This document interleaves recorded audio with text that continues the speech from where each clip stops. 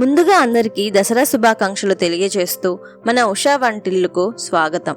ఇవాల్టి స్పెషల్ దేవి నవరాత్రుల ప్రసాదాల్లో 7వ రోజు చేసే సరస్వతి దేవికి ఎంతో ప్రీతికరమైన పరమాన్నాన్ని స్పెషల్గా చిట్టిముత్యాల బియ్యంతో చేస్తున్నాం. ఈ చిట్టిముత్యాల బియ్యంతో చేసిన పరమాన్నం మనం రెగ్యులర్గా వాడే బియ్యంతో చేసే పరమాన్నం కంటే ఎంతో కమ్మగా ఉంటుంది. మరి ఎంతో రుచికరమైన ఈ పరమాన్నాన్ని చేసేద్దాం రండి. ముందుగా స్టవ్ మీద గిన్నె పెట్టి ఇందులో 2 స్పూన్ల దాకా నెయ్యిని వేడి చేసుకొని తర్వాత ఇందులో కొన్ని జీడిపప్పుల పలుకులు వేసుకొని సిమ్లో లైట్గా ఫ్రై చేసుకుందాం. తర్వాత ఇందులో కొన్ని కిస్మిస్లు వేసి వీటిని కూడా ఇందులో ఫ్రై చేసుకొని ఒక బౌల్లోకి తీసేసుకుందాం. ఇప్పుడు ఇదే గిన్నెలో 4 కప్పుల వరకు పాలు తీసుకుందాం. ఇక్కడ నేను 1/2 కప్తో రైస్ తీసుకుంటున్నా.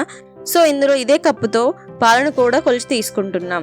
ఇలా 4 కప్స్ పాలు తీసుకున్నాక ఇదే కప్పుతో 2 కప్స్ వరకు వాటర్ని కూడా కొలిచి తీసుకుందాం. ఇక్కడ నేను మొత్తం 6 కప్స్ వరకు పాలు వాటర్ కలిపి తీసుకున్నా. ఇంత ఎక్కువ అని అనుకుంటున్నారు కదా, చెప్తాను. సో ఇంత ఎక్కువ ఎందుకంటే మనం తీసుకుంటున్న ఈ చిట్టిముత్యాల రైస్ వాటర్ని ఎక్కువ అబ్జర్వ్ చేస్తుంది. సో అందుకని ఎక్కువ పాలు వాటర్ పడతాయి. ఇప్పుడైతే ఇలా పాలు వాటర్ పోసాక మీడియం ఫ్లేమ్లో వీటిని ఒక పొంగు అయితే రానిద్దాం. చూడండి, ఇలా ఒక పొంగు వచ్చాక తర్వాత ఇందులో గంట సేపు నానబెట్టుకున్న ఈ చిట్టిముత్యాల రైస్ అయితే వాటర్ లేకుండా వేసేద్దాం. ఇలా రైస్ వేసాక గరిటెతో కలుపుతూ బియ్యం మెత్తబడే వరకు మీడియం ఫ్లేమ్లో ఉడకనిద్దాం. ఇలా గరిటెతో మధ్య మధ్యలో కలుపుతుండాలి, లేదంటే గిన్నె అడుగంటుకుంటుంది. చూడండి, పావుగంట తర్వాత ఇలా అన్నాన్ని చేత్తో పట్టుకొని చూస్తే మెత్తగా అవ్వాలి. ఒకవేళ బియ్యం ఉడకలేదు అనుకుంటే ఈ 6 కప్స్ కూడా సరిపోలేదంటే మరికొన్ని పాలు కానీ వాటర్ కానీ పోసి మెత్తగా ఉడకబెట్టుకోండి. ఇప్పుడైతే మనకు అన్నం ఉడికిపోయింది. ఇక స్టవ్ ఆఫ్ చేసి పక్కన పెట్టేసుకుందాం. ఇప్పుడైతే బెల్లాన్ని కరిగించుకుందాం. సో దీనికోసం స్టవ్ మీద గిన్నె పెట్టి ఇందులో కప్పు బియ్యానికి కప్పున్నర బెల్లం తీసుకుంటున్నా. ఇక్కడ నేను అన్నీ కూడా ఈ చిన్న 1/2 కప్తోనే తీసుకుంటున్నా. తర్వాత ఇందులో 1/2 కప్ వాటర్ పోసుకొని బెల్లాన్ని పూర్తిగా కరగించుకుందాం.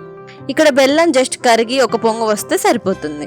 ఇలా గరిటెతో కలుపుతూ సిమ్లో అడుగంటకుండా కరిగించుకోవాలి. చూడండి, బెల్లం కరిగిపోయి ఒక పొంగు వచ్చింది. ఇప్పుడు స్టవ్ ఆఫ్ చేసి ఇందాక రెడీ చేసి పెట్టుకున్న మిశ్రమంలో ఈ బెల్లం మిశ్రమాన్ని ఇలా వడగట్టుకుంటూ తీసుకుందాం.